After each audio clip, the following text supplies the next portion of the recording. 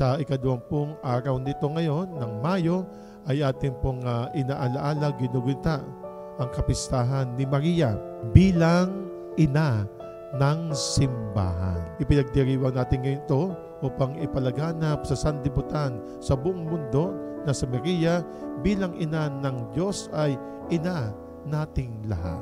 Ang ating pong mahal na ina, siya po ay ginawang ina ng simbahan.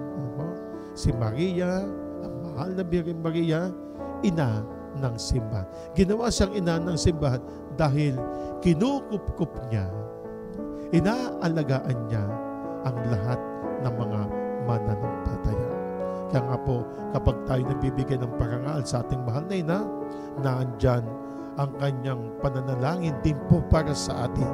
Yung bagay tayo dinadala niya, yung ating mga dasal, dinadala ng ang panalangin ng ating ina sa ating Panginoong Hesukristo patungo sa Amang nasa langit.